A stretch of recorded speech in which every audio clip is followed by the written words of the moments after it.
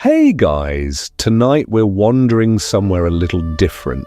Not a battlefield, not a throne room, and no, not another lecture about who married whom in the 1300s.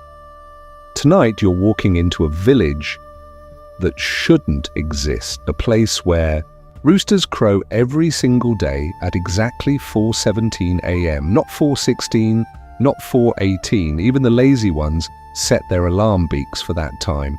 The oddest part? It's always 4:17 here, not metaphorically, literally.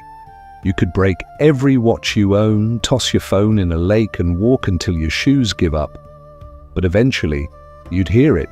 The rooster's cry, sharp and certain, cutting through. The air like a ringtone from another century. So before you get comfortable, take a moment to like the video and subscribe. But only if you genuinely enjoy what I do here. Leave a comment with your city and the current time. Let's see who's listening from the farthest time zone tonight. Now, dim the lights, maybe turn on a fan for that soft background hum, and let's ease into tonight's journey together. You step onto a cobblestone path, slick with dew. Your shoes are a little damp, though honestly, you're not sure if that's from morning mist or some kind of fog that feels like it knows things. The lamplight along the street is dim and golden, coming from oil lanterns so old they seem to sigh every time the wind passes. Ahead, a scruffy hen perches on a crooked wooden fence. Her feathers look like she just survived a tornado and, yep, she's opening her beak to crow. Before you can even whisper, "What time is it?" you hear it. Caw, caw, caw. It slices the air like a warning.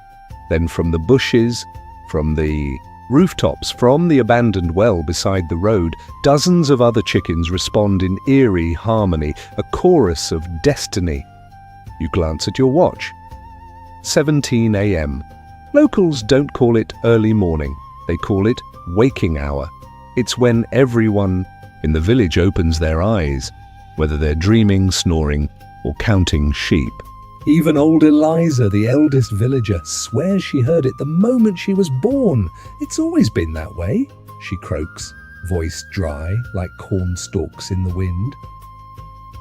We tried replacing the clocks once, but they always get pulled back. Yeah, ask her, pulled back by what? She raises an eyebrow, like you just asked how to boil rocks until they're soft. By time itself, child, here. Time doesn't flow, then it skips. And she's right, you feel it. You walk for what feels like 3 hours, but the sky stays stubbornly dim. A boy rides past on a bicycle, stops, grins, and says, "Sir, the 4:17 party's tomorrow morning. You coming?" You nod, "Sure." Then he's gone, swallowed by fog, like a scene rewinding. Night falls.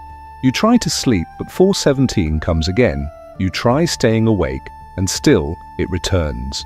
You jot notes in a journal, sketch timelines, even attempt a handmade spreadsheet, but there's no after 4:17.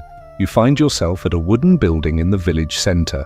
A huge bell hangs above, never rings. On the wall, a hand-drawn map, dotted with little red roosters. A messy-haired boy appears out of nowhere. "Each one," he whispers, "marks where the first crow ever came from." You peer closer. London, Cairo, Kyoto. All the dates say before. 4:17, no one knows what began at that time. They only know it never ends. Locals whisper about a US officer who visited during World War II. He brought an atomic clock, installed it at the village center. It recorded everything. His conclusion: this place was 3.14 seconds out of sync with the rest of the world. Maybe just a coincidence, he wrote. Then he disappeared. You start to doubt yourself. Maybe it's all a dream. But the rooster peck mark on your boot is real. The burnt cornbread. Taste still lingers on your tongue, and then it hits you. Well, nobody here wears a watch. But everyone knows when it's 4:17. They feel it, in the wind, in their heartbeat. Even the jasmine blooms smell stronger then. You ask yourself, if time is just a concept, then who came up with 4:17? And just as you think that, you hear it, a crow, but this time from inside your coat pocket. You reach in a pocket watch. Old, tarnished, frozen, you've never seen it before. Its hands pointing to exactly 4:17. You look up. The fog has thickened, and someone's footsteps approach behind you. Slow, steady, like a ticking clock, but you don't turn around. You just stand there, because now you understand. This isn't a dream. This is a loop, and you've just received your first postcard from this world. You follow a cobbled path out toward the village's edge, where pine trees gather so tightly they feel like velvet curtains pulled close around the world. The air changes out here. It's rich with the smell of damp soil, decaying leaves, and, strangely, the faint tang of rust, as if once upon a time something metallic and massive was abandoned beneath the moss and memory. And then you see it. A train station, tiny, weather-worn. Its slanted wooden roof groans under its own age. A hand-carved sign swings gently in the mist. Galang Swong. Faint letters beneath it, half hidden by grime, catch your eye. You wipe them clean. Departure. 4:17, one way only. A white cat lies smack in the middle of the tracks, completely unfazed by your presence. It looks at you with eyes that seem older than language, like it already knows your name, your dreams, your password from middle school. You kneel to pet it. It doesn't move. Just blinks slowly, like a librarian judging your overdue books. Inside the station, the walls are stained honey yellow by time. Benches sag under invisible passengers. A huge wall clock, its hour hand broken clean off, the minute hand frozen stubbornly at 17. In the corner sits a rusted ticket machine with 3 buttons. Each one stranger than the last, go, no return. Still you're fairly sure. The third one isn't selling tickets. At the desk, an open guest book lies waiting. You flip through its pages, the handwriting jumps between Old English, archaic French, and what looks suspiciously like Etruscan script. On the very last line, one sentence glows faintly beneath your fingertips. He said the train would come back, but only if calendars stopped counting. From somewhere behind you, a hinge creaks. A door swings open. It's the storeroom.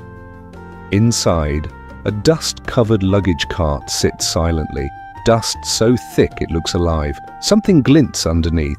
You lean in, a boot, dull, old, military issue, blood-stained but dry, very dry, and that's when you realize someone's behind you. You didn't hear them come in. A man older than the trees outside. He wears a long wool coat with brass cuffs and buttons that gleam faintly, not with polish, but with remembrance. He looks at you, then asks simply, "Have you heard the train yet?" You say nothing. He points to the tracks. You turn, nothing there. But wait, your feet begin to hum. Not from cold, from vibration. Far off you hear it. Not a whistle, not an engine. Just the click-clack of metal on metal, far away but approaching steadily. The air shifts. A breeze blows back toward you, carrying the scent of coal and mint, like steam from a forgotten dream. He tells you a story. In 1863, he says, a regiment of Union soldiers passed through this village en route to Gettysburg. They boarded a train at this very station. It left at 4:17 a.m. No one survived the battle, but something odd happened. Their names kept appearing in the village registry, decades after their deaths. and every 17 years, villagers claim to see them again, walking the tracks. Unbothered, unchanged, like war was something they'd only read about. Historians still argue about it. Some call it mass hallucination. Others believe it's evidence of a temporal fold and a wrinkle in time looping endlessly at dawn. You stare down the track. Fog rolls in like milk poured across the earth. Something large moves within it. A train. No engine, no light, no whistle. Just car after car, empty, gliding through the fog as though remembering what it once meant to arrive. Inside each one, you see signs of life. Warm indentations on the seats. Half-folded letters. A teacup left mid-sip. One car has its door ajar. You don't step inside, but you do see something. A letter half tucked into the frame. You run to grab it. On the envelope, crooked handwriting. To the one who comes after, reminder, never go past 4:17. You turn to show the old man, but he's gone. You touch the train. It's ice cold. A sound drifts from inside. Faint, a military march. Almost patriotic. Until you realize every fourth beat cut short at 17 seconds. A loop, broken. A song that won't finish. You don't remember leaving the station. Only that when you return to the village road, the white cat is there again. This time, wearing a tiny blue soldier's cap. It watches you with quiet approval, as if it just kept a secret safe on your behalf. And then, of course, a rooster crows. You check the pocket watch you don't recall owning, still 4:17. You wonder maybe the train didn't leave at all. Maybe it just passed through a different layer of the world, one you weren't quite ready to enter until now. You try to wake up early the next day. Not that it matters here. Waking up early is like racing a shadow. You'll always lose track of who's ahead. Still, you want to be prepared for the so-called 4:17 festival. You step outside. Lushadidui, sky hangs in a permanent pre-dawn glow. A weird shade between blueberry and ash. Some villagers are already up, lighting oil lamps shaped like roosters and laying out rugs patterned in gold thread. Children dart by with paper masks shaped like beaks. Someone hands you one. It fits a little too well. A cart rolls into the square, creaking with every turn of its wheels. On top, pies, cornbread, a suspicious number of eggs. "Happy waking," a man says cheerfully, placing a boiled egg in your palm like it's sacred. "Happy what?" "Waking," he repeats, the moment time notices you noticing it. Sure, that clears it up. In the middle of the square, someone rings a bell, but not the old chapel bell. No, this one's made of glass. It hums more than it rings, vibrating through your ribs. And then you see it. The rooster.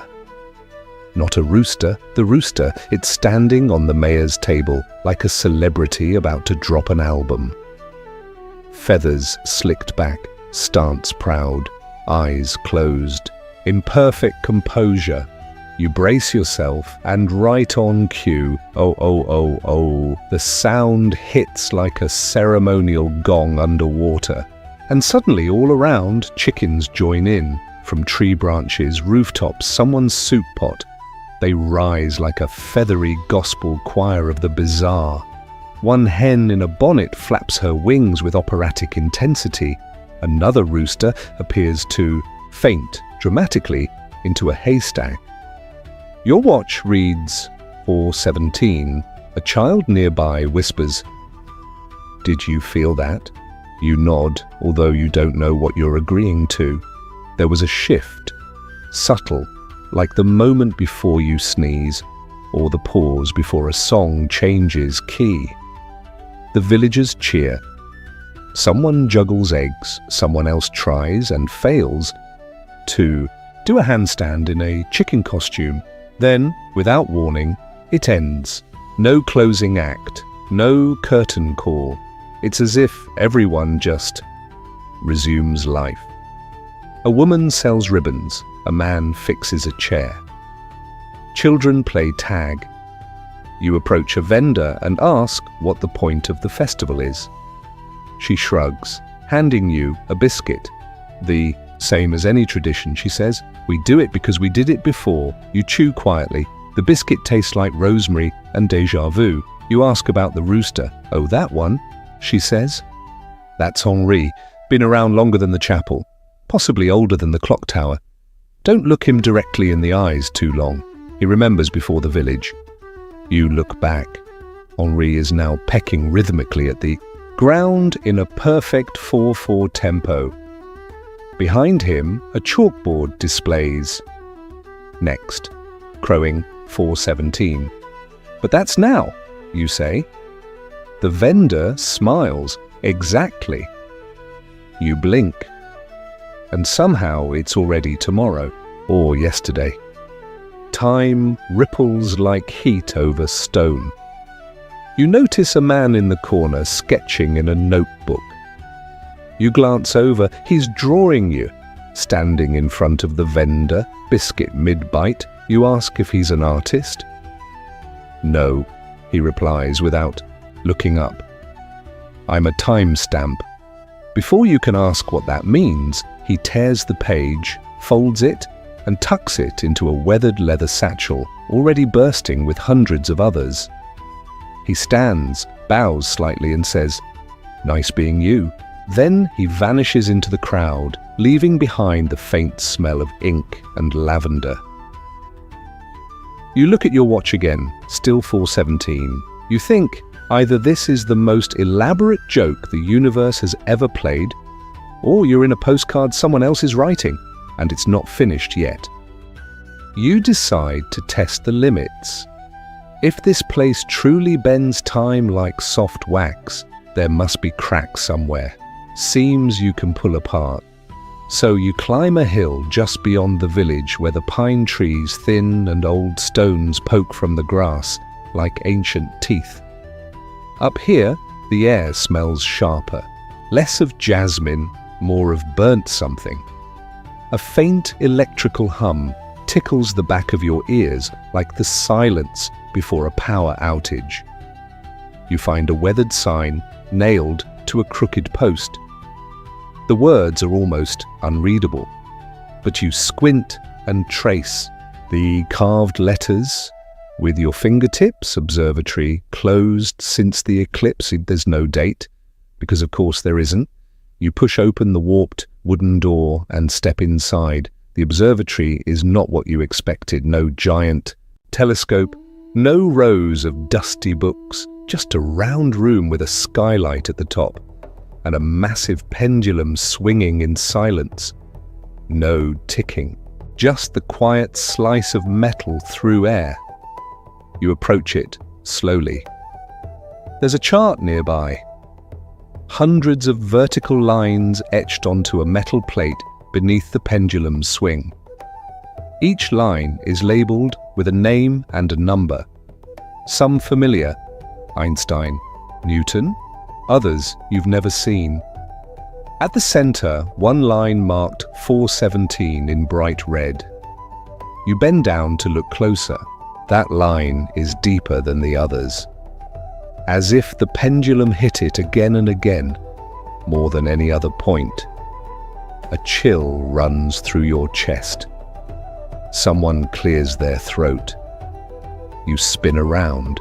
It's a woman in a navy blue coat, sipping something from a porcelain teacup. "Sorry," she says politely. "Didn't mean to startle you. Time has poor manners in here." She gestures for you to sit. There's no chair, but you find yourself seated anyway on a stool that wasn't there before. "I run the clock," she says. "Well, I used to, until the clock began running me." You ask what this place is. "This?" She smiles. "This is the Time Library. The observatory part is just for show. No one really watches the stars anymore. They're just dots on paws. You nod slowly, trying to pretend that makes sense. She offers you the teacup. It smells like cinnamon and static. You take a cautious sip. It tastes like memories of things that didn't happen. A dream you forgot. A conversation you almost had. She reaches for a stack of papers and begins sorting them. Each sheet is blank, but as she flips through them, images appear briefly. Child's drawing, a battle scene, a single chicken standing in a field. She catches your glance. These are drafts, she explains. Moments that nearly occurred but didn't. They all bottleneck around 4:17. You ask, why that time? She shrugs. Some think it's a side effect of the Great Pause. Others say it was the moment time got curious and looked at itself in the mirror. She leans closer, voice dropping to a whisper. But personally, I think 4:17 is just when we're most vulnerable. Not asleep, not awake, but suspended. Like an old film reel skipping, you stand, the stool vanishing beneath you. The pendulum continues its arc. You check your watch. Still 4:17, she smiles. You'll find the exit through the east door. But remember, her voice fades as the walls around her begin to dissolve into parchment fog. Don't bring the time back with you. You blink. You're outside again. Hill, trees, air, but the air now smells of ink. And something is clutched. In your hand, a page from the blank papers, only this one isn't blank. It shows you. Standing where you are, reading the page. You fold it, slowly. And don't look at your watch this time. You already know what it says. You follow the cobbled path out toward the edge of the village, where the pine trees knit themselves so tightly together they feel like curtains drawn against a stage no one wants you to see. The air here changes, heavier, laced with damp moss. Rust and something else? Old metal, perhaps? You wrinkle your nose. It smells like a machine forgot by time. And then you see it, the train station. Tiny, weathered. Its slanted roof sags like a tired sigh, wooden shingles curled from too many winters. A hand-carved sign above the entrance reads in faded letters, Galang Swong, Silent Mist Station.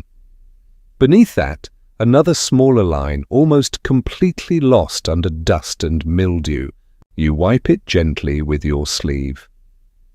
Departure 4:17, one way only. A white cat lies across the rusted tracks, entirely unbothered by your presence. It doesn't move, doesn't blink. Just watches you the way old statues sometimes seem, too. With a gaze both knowing and unsolvable, you crouch down to pet it. The fur is surprisingly warm. The cat only blinks as if you've done exactly what it expected. You step inside the station. Wooden walls yellowed with age, a long bench, splintered and empty. A huge iron clock on the far wall, the hour hand broken off, the minute hand frozen at 17. In the corner, a rusted ticket machine, 3 buttons, each labelled, Depart, No Return.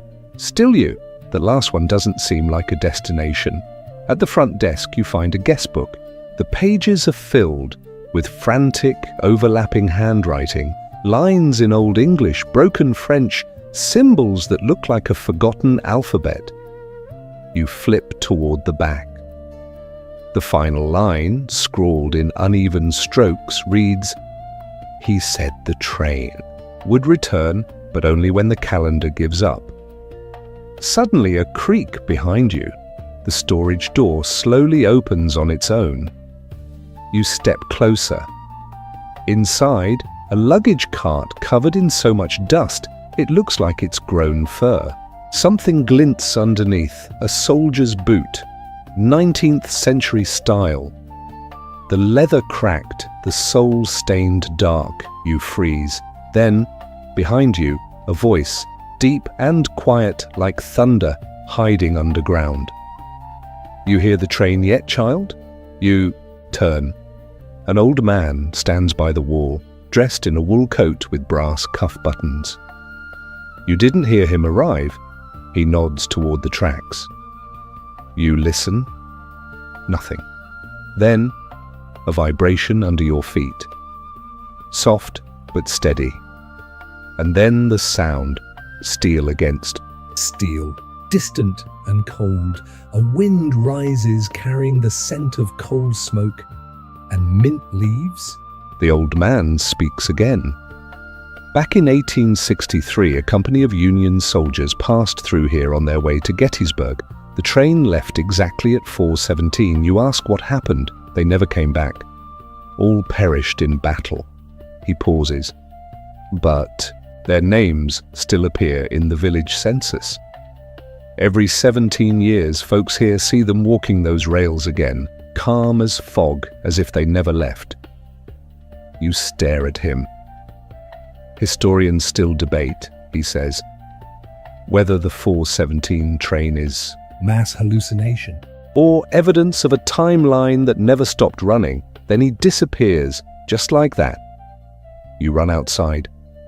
A thick, milk-colored fog pours across the tracks, and from within it, a shape, the train, no engine, no sound, just empty passenger cars, gliding silently like ghosts on parade. Each one drifts by lazy. Inside, no people, but every seat carries an imprint, a dent, a crease, as if someone just stood up. One door opens. You don't step in. But you see something fluttering inside, a letter peeking from a wooden seat. You reach for it. The envelope reads, "To the one who arrives next. Remember, never beyond 4:17. You turn to find the old man again, but he's gone.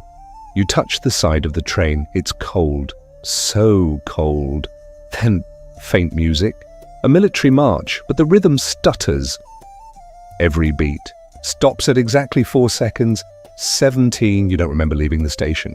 Only when you return to the village path, the white cat is there again, but this time it's wearing a tiny blue soldier's cap, and its eyes say something you're not yet ready to hear. And then, of course, as always, the crow. Oh. You look at your pocket watch, still, always 4:17, and you wonder, maybe that train never departed. Maybe it just travels through a version of the world you haven't reached yet. You wake up. Or maybe you never slept. You're lying on a mattress, stuffed with something softer than feathers, wrapped in old linen sheets that smell faintly of lavender and copper. You sit up. This isn't the room you fell asleep in. The window is wide open, the curtain fluttering like it's breathing. Outside, pale morning fog clings to the ground, refusing to lift.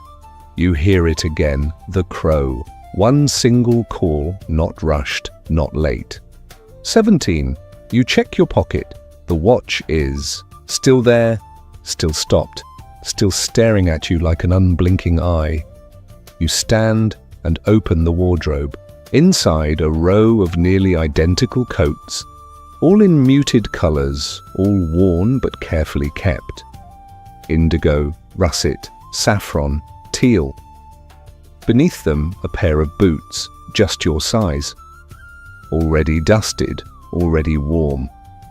You put them on. Outside the house, the village, is strangely quiet. Not asleep, but waiting. As though everyone is holding their breath for something they don't quite remember asking for. You walk through narrow alleys where ivy climbs the stone walls in deliberate spirals. You pass a bakery with no one inside, yet fresh loaves steam in the window. A note taped to the door reads, "Take what you need, leave what you can." A man sweeping his doorstep pauses and gives you a nod, the kind that says, You're new, but not really. You nod back, though you're not sure why. You reach the square at the village centre. In the middle stands a stone pedestal with no statue. Just an empty brass frame and a plaque beneath it. Dedicated to the moment between moments. You sit beside it, breathe, listen. You hear someone walking toward you. It's a young girl in a teal dress, holding a folded paper rooster. She offers it to you wordlessly. You take it. The folds are impossibly precise, as if they were made by wind and intention rather than fingers. When you open it, there's a message inside. If you find the key, you'll still need the door. You ask where the door is. She just points. Not to a building, but upward. You follow her gaze to the bell tower, the one that never rings. The spiral staircase inside is narrow and dusty, but each step seems to creak with recognition. You swear. You've walked this exact rhythm before. At the top, you find the bell. Large, bronze, covered in scratches. A rope dangles from its center. You pull it. Nothing happens. No sound, just the wind shifting. But below, in the village square, something moves. A crack opens in the stones, barely wide enough to fit your hand. You return to it. Inside, a key. Old, cold, heavier than it should be, it hums. You don't ask what it unlocks, you just tuck it in your coat pocket right beside the watch. You look around. The villagers are still going about their lives, fixing shutters, sweeping, porches, feeding chickens that now seem to bow slightly when you pass. It's all perfectly normal. And yet, everything is arranged like a stage waiting for its final act. As if 417 isn't just a time, it's a ritual. A curtain cue. You hear it again. Not the rooster. Something else. A slow clap. Distant, measured. You turn. There's no one there, but behind you on the wall of the bakery, someone has drawn a perfect circle in chalk. It wasn't there earlier. Inside it, a number. 417, you press your hand against it. It's warm, and for a moment, just one flicker of a second. You hear the bell tower ring. Clear, singular, then silent again. You walk back to your room, where the sheets are already made, the curtain already still, the boots placed precisely where they were before. As you lie down, the watch ticks once, just once. You check the time. Still 4:17 always, and outside one final rooster call cuts through the fog. It sounds almost amused. You don't remember deciding to visit the village library, but somehow you're already standing in front of it. A modest stone building nestled between two overgrown hedges. Its wooden sign swings gently in a breeze that doesn't seem to touch anything else. The letters are faded, but you can still make them out. Thu Quan No Lung, which loosely means the library of half memory. The door creaks open on its own. Inside, the scent hits you like a whisper from another life. Old paper, dried herbs, and the faintest trace of citrus oil. Rows upon rows of books lean against each other like tired travelers, waiting for the next chapter to begin. You walk slowly between the shelves, running your fingers along cracked leather spines. None of them have titles, only symbols. Some are stars, some are feathers. One is just a perfect circle with a line through it, like a clock frozen at 4:17. In the corner, an old man sits behind a desk carved from black walnut. He looks up, nods once, and then returns to writing with a quill dipped in something thicker than ink. You ask, quietly, if you can borrow a book. He doesn't look up, just gestures toward a shelf behind him. You walk over. Only one book remains. It's bound in deep indigo cloth, tied shut with a red thread. The cover has no words, only an embossed rooster. Wings folded, eyes open. You untie the thread as you open it, you realize. It's about you, not metaphorically, literally. Each page describes something you've just done. Walking past the bakery, the bell that didn't ring, the key in your pocket. You flip faster. Page after page records events that haven't happened yet. You slam it shut. The old man clears his throat. You can't unread what you weren't meant to read yet, he says gently. You ask him where the book came from. He smiles, then pulls back his sleeve. There's a tattoo on his wrist, a tiny watch face, permanently fixed at 4:17. We don't write these, he explains. They arrive. You ask, from where? He shrugs. Depends who's reading. You carry the book to the exit. There's no checkout desk, no scanner. Just a handwritten note on the wall. If it follows you home, it's yours. As you step back into the fog, the book feels heavier. You glance. Behind, the library is gone. In its place, a small wooden birdhouse hanging from a tree branch. A rooster-shaped wind vane spins gently above it. You look down. The book is still in your hands. Only now the title has appeared. Chapter 8. The One Who Knows Too Much. You don't remember skipping ahead, but something tells you. You're not going back. You hear distant footsteps on soft, deliberate. You tuck the book beneath your coat and continue walking. Above you, a bell chimes once. The time you already know. 4:17 always. The air is thicker tonight, heavier somehow, like memory soaked in fog. You follow the narrow path behind the library that was, boots brushing against dew-damp grass, the sky above dim and smeared like someone forgot to finish painting the stars. The silence hums. You reach the greenhouse, at least it used to be one. Now it's a frame of rusted metal ribs and shattered glass teeth, vines clawing their way up the corners like time trying to reclaim its debt. The door creaks as if sighing. You step inside, and there, in a neat, impossible circle, grow jasmine flowers glowing faintly in the gloom. You kneel. The scent is thick. It's not floral, but old, like pages of a love letter sealed too long. You touch a petal. It pulses gently under your fingertip. On the ground beside it lies a pair of pruning shears. Not rusted, not forgotten. Sharpened, polished. Set down just moments ago by someone who doesn't exist anymore, or hasn't yet.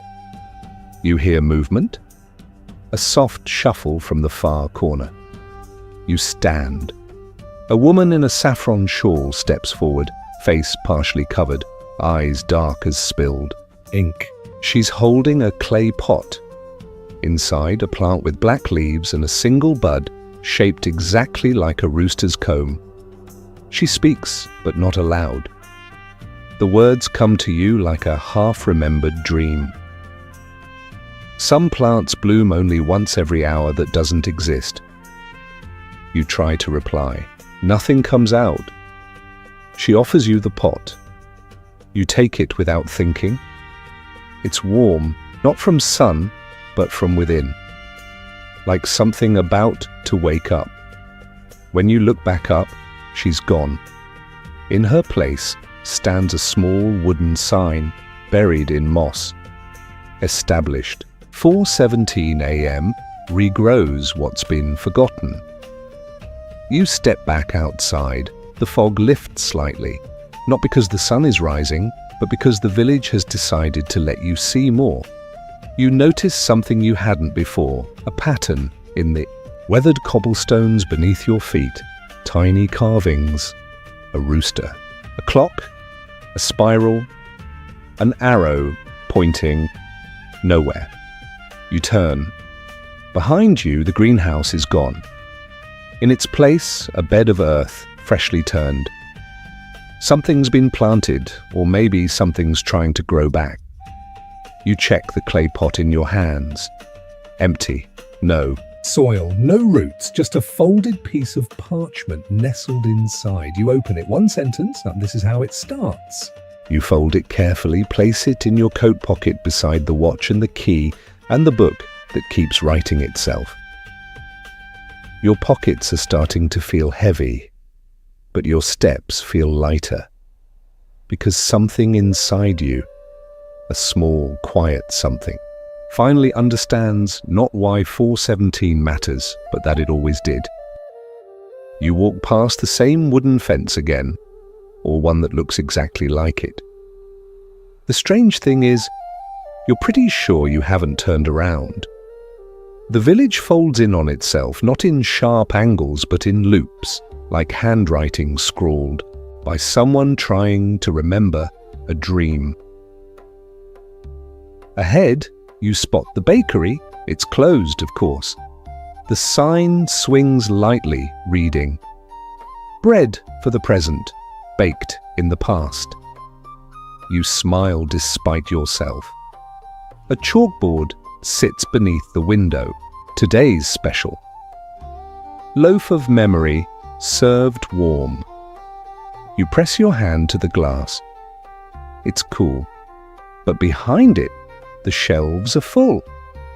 You don't see any people, but the bread steams softly. The air smells of cinnamon, rosemary, and something Else, something metallic, like time that's just been reheated. Then from the alley beside the bakery, you hear it, a child's voice, soft and unbothered.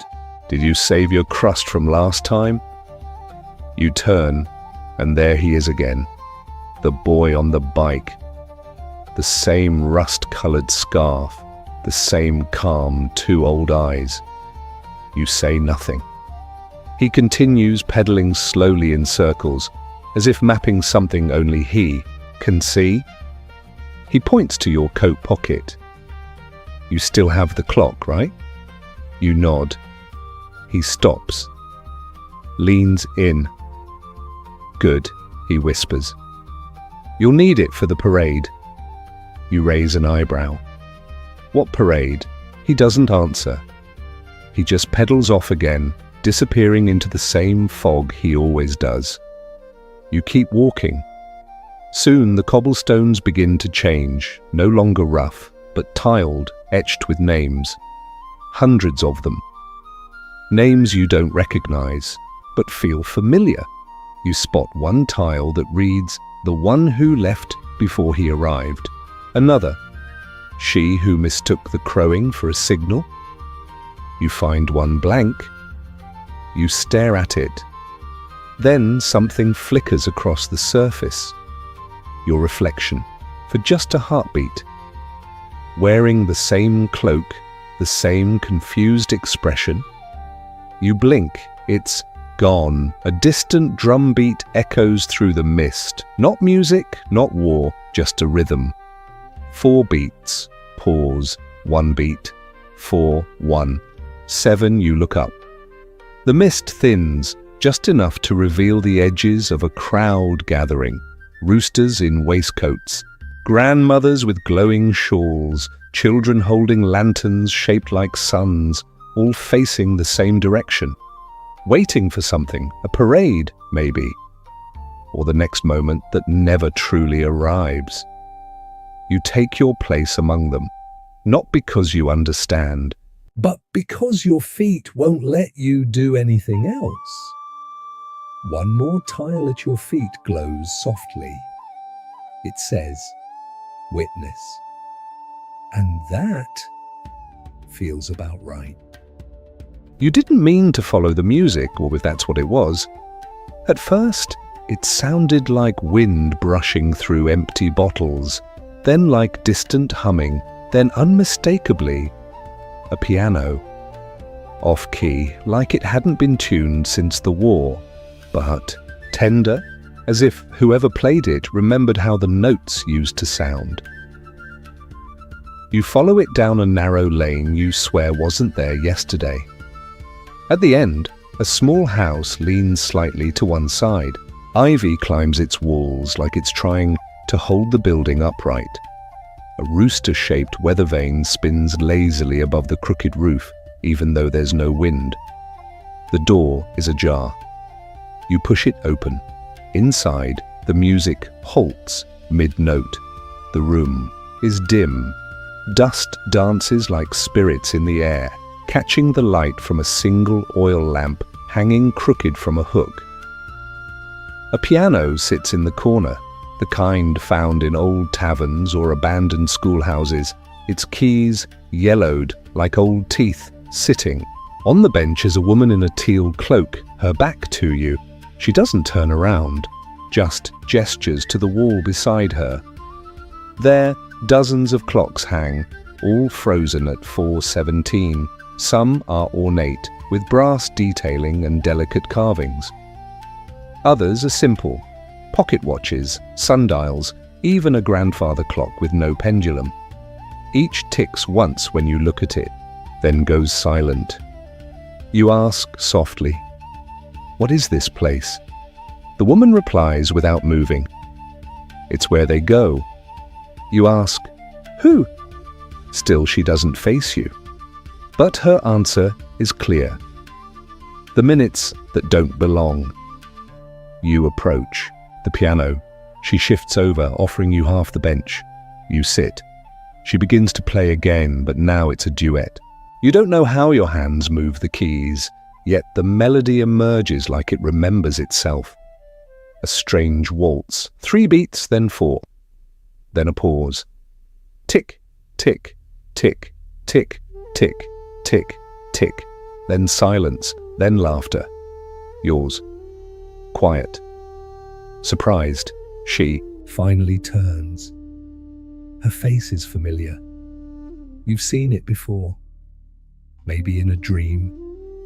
Maybe in a mirror when you weren't fully awake.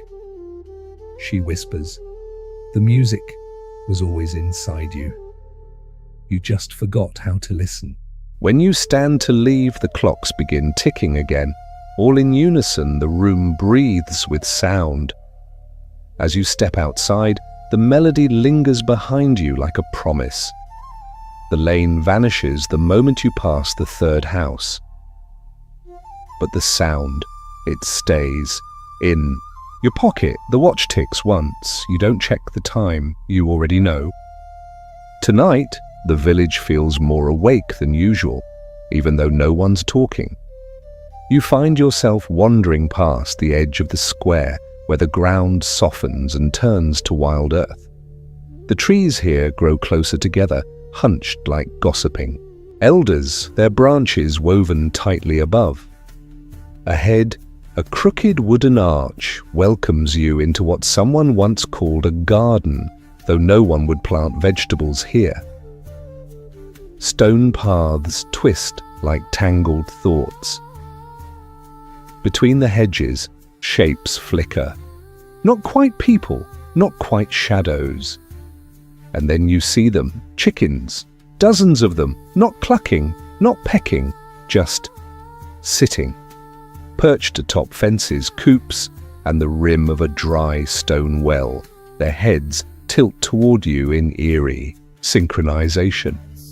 Their eyes blink slowly, knowingly, and for a second, you feel like the stranger at a courtroom, not the guest of a story. You stop walking. One rooster hops down from a high beam. It limps toward you. Its left leg is wrapped in a tiny white bandage. It's wearing glasses, round spectacles, slightly cracked.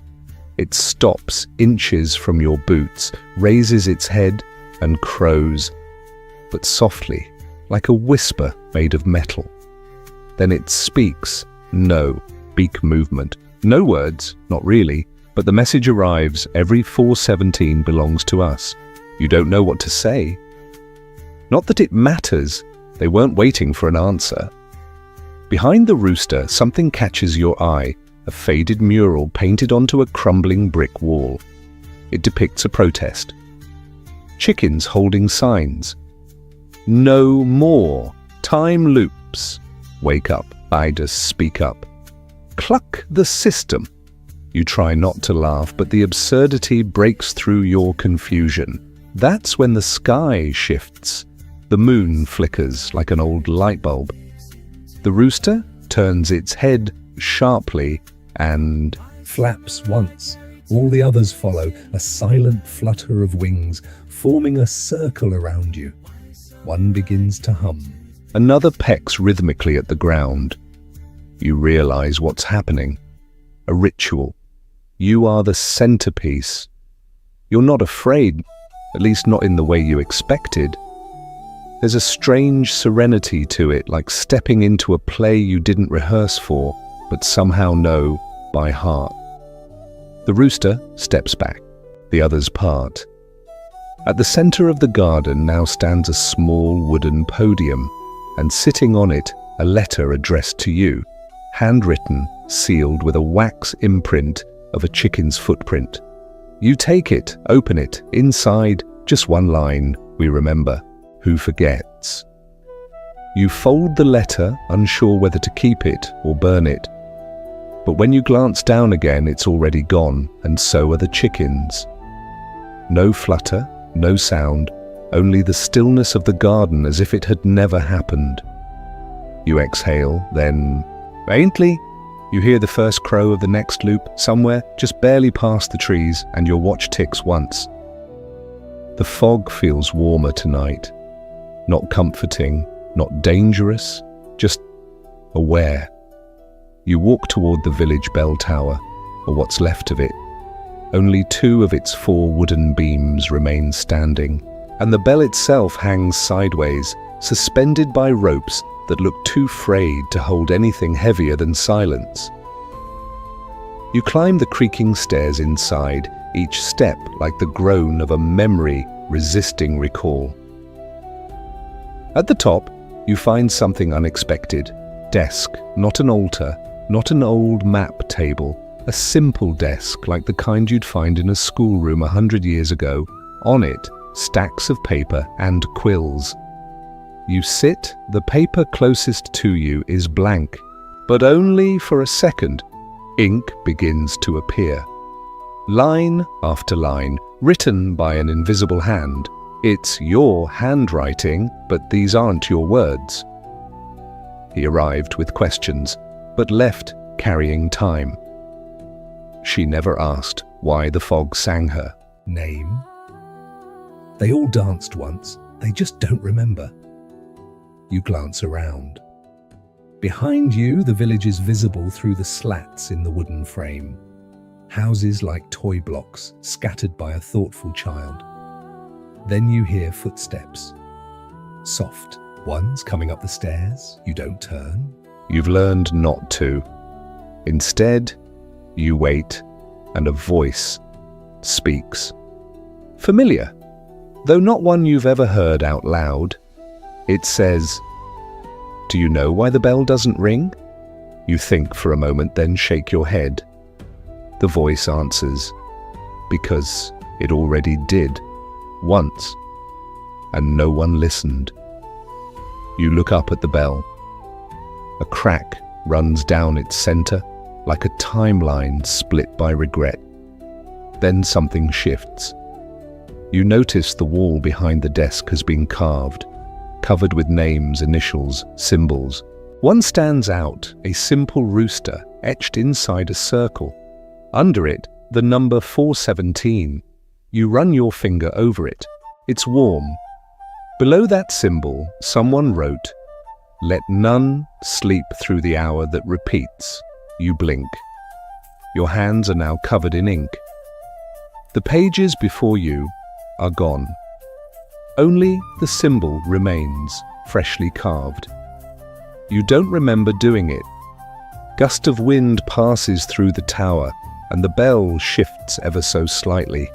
Enough to hum, not a ring, just a vibration, a breath of sound. You descend the stairs slowly, Outside, the village seems to glow a little more golden, as if the fog had remembered how to be light. You feel it in your pocket, the pocket watch, you check it. Not ticking, but the hands move slowly together, both pointing at the top. And just before they meet, you swear you hear something soft, melodic, and echoing, "Wake gently, wake truly, wake now." Then, silence, only the sound of your breath and the crunch of gravel beneath your steps. You return to the village square, or what passes for one in this place. The lamplight flickers gently, casting long shadows that don't quite line up with the figures creating them. It's as if the past and present are arguing about who gets us to exist. Near the well, the same one where the chickens once perched, something new has appeared. A puppet theatre. You're certain it wasn't there yesterday. It's made of faded velvet and weather-warped wood with hand-painted curtains that ripple without wind. On the front, a crooked sign reads, "Today's play, The Minute That Never Was."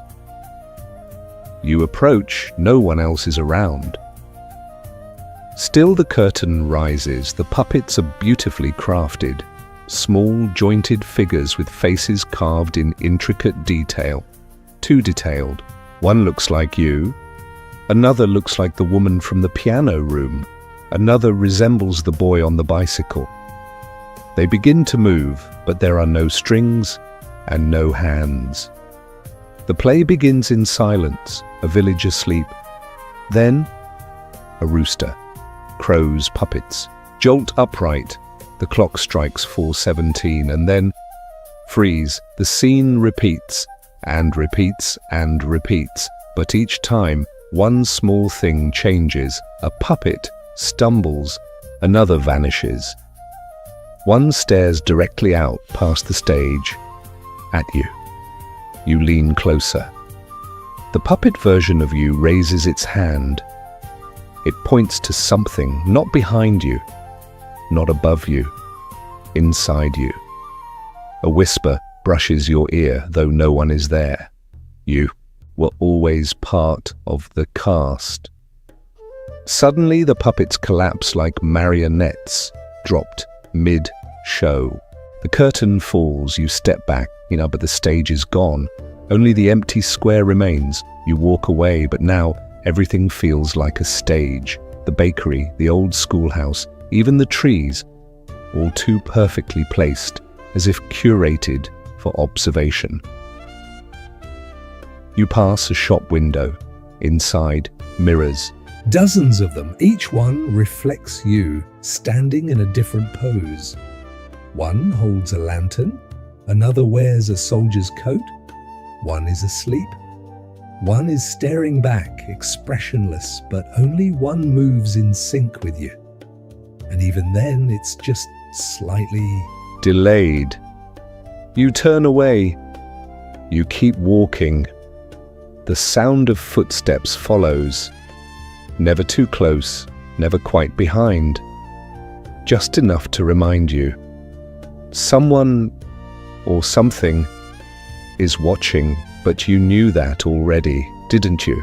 You reach into your pocket, expecting to find the watch. Instead, you pull out something else, a tiny wooden puppet. Wearing your clothes, you squeeze it. Its arms flop lifelessly, but the head tilts up. Slowly, its tiny eyes look at you and blink. It's raining now. Not heavily. A quiet drizzle, the kind that doesn't soak your coat but clings to your eyelashes like dew. You walk beneath the trees and they seem taller than before, stretching upward as if trying to touch a sky that won't answer. Everything smells of moss and rusted time. You find yourself back at the edge of the village where the trees thin just enough to reveal something new. A doorway, freestanding. No walls, no roof. Just a tall, old-fashioned doorway made of black wood. planted in the middle of the clearing. There's no handle, just a brass plaque. You bend down to read it. 1 step forward, 2 memories behind. You hesitate, but you step through and the world flickers, not disappears, just shifts. You're still in the forest, same trees, same drizzle, but something is off. You hear laughter, not close, not menacing, just distant, like it happened 10 minutes ago and never quite left. You follow it, and there it is, the carousel, a broken, overgrown carousel with chipped horses and peeling paint. It turns slowly, powered by nothing visible. On each painted horse is a name, handwritten, almost childish. One says, Mara, age 6. Another, Little D. Granger, 1943, and one bears your name. Not carved, not painted, just written in chalk, faint and recent. You wipe it with your sleeve, but the chalk doesn't budge.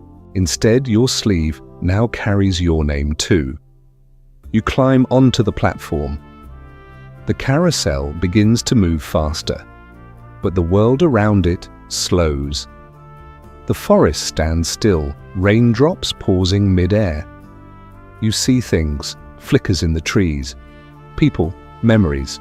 Shadows of yourself at different ages. You as a child. You asleep on a couch. You standing at a crossroads holding a map upside down. The carousel keeps spinning. The music plays, soft, mechanical, out of tune. And then it stops, abruptly. You're alone. The horses are empty. Your name is gone, and the rain resumes. You step off. The forest exhales as if it had been holding its breath, and on the ground you notice something, a crumpled paper ticket. You unfold it. Admit 1 for as long as you remember. You look up. The carousel is gone. Only the doorway remains, standing quietly in the drizzle. You walk toward it, but before you pass through again, you hear the faintest sound behind you, the creak of a wooden horse, and a child's voice whispering, "Your turn again. Soon." The sky doesn't brighten. It just turns quieter. You walk now with slower steps, as though even the air is asking you to linger. The village begins to look smaller. Not because you're far away, but because it's folding into itself. Gently, like a letter being sealed, you find yourself back at the doorstep where it all began. Damp cobblestones beneath your boots. The mist swirls lazily, no longer hiding anything, just softening it. At your feet lies an envelope, aged, slightly torn, sealed with wax in the shape of a rooster's footprint. You pick it up. The front reads, in faded ink, "To the one who stayed past the chime." You don't open it. Not yet. Instead, you sit. The bench behind you wasn't there before, but it's warm and familiar. You breathe in the scent of the village, damp wood, faint jasmine, a touch of old parchment. You remember things now. Little things, like how the roosters crow didn't echo, simply existed, or how the fog wasn't trying to hide anything, it was trying to hold you. You open the envelope. Inside is a single slip of paper. 1 sentence. "All time is borrowed. Yours was simply returned." You smile, a tired kind of smile. The kind you wear when something confusing finally makes a strange kind of sense. You look up. The village is still there, but the lines are softer. Colors fading, like watercolor left in the rain, and then you hear it, faintly. Not a rooster, not footsteps, just breathing. Yours and someone else's in rhythm. You glance at your pocket watch, of course. It says 4:17, it always has. You close your eyes, you lean back, and for the first time since you arrived, you let go of wondering. You don't need to understand this place anymore. You just need to rest. The bench holds you like memory. The fog wraps around you like a bedtime story. And the village, strange, impossible, quiet, hums softly. You drift and drift, and somewhere far away, a single feather falls through a clock tower and lands on the hour hand like a whisper.